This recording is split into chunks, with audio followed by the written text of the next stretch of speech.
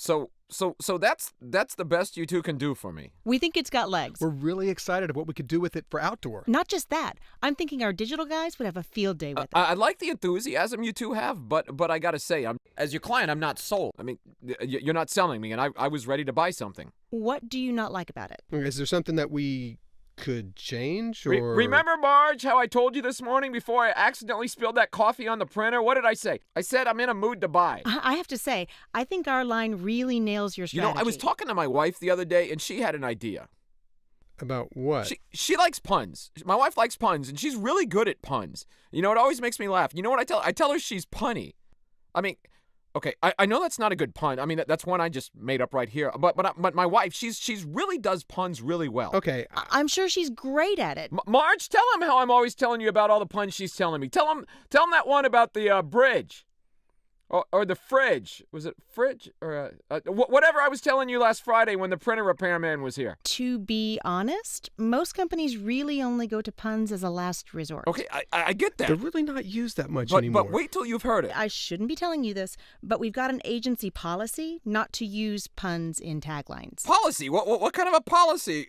Or a fallacy or a fallacy is that? Okay, I made that one. It's not that really that good, but it doesn't really make sense. I mean, again, is my wife's the one that makes the puns. If you'll just let us show you a print ad we've done with our line in it. Okay, let me just throw this out there, because, I mean, I know we're just spitballing here, right? I think this is our 5th meeting. We've actually been through 3 rounds of in-depth focus groups on this. Okay, here it is.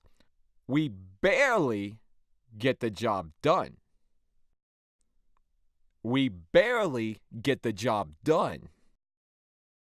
I know. Soak it up. It's brilliant. That's why I love my wife. I mean, she's the one that's really good with the ideas, and she's the one that's home with the kids. It doesn't really make any sense. But you know what, Marge? Can you call the florist, the one that had the daisies that she liked? Not the one that gave her the rash, but the other one that's open on Sundays next to the printer repair shop. Can you send over 2 dozen to her? Why don't we backtrack? Go ahead. You like it, don't you? Tell me how much you like it.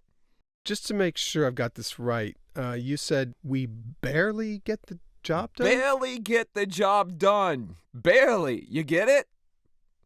Barely? Because we're bears. Bears. It's a strong word. Barely. I don't know if that's the message you really want. Yeah, there's kind of a connotation None of our competitors will be able to say that. You see, only we can say that. And it could go into everything we do. It's got levels, lots of different moving parts. Think about it. Yes, but in context, people might think that barely on time, barely competent, barely completed.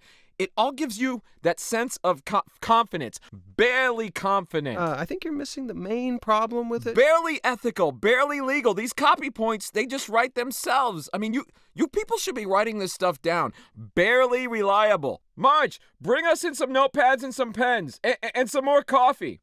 Marge, have they got that printer working yet? I want to print out a few of these to see how they look on paper. You two really should be taking notes. Barely necessary.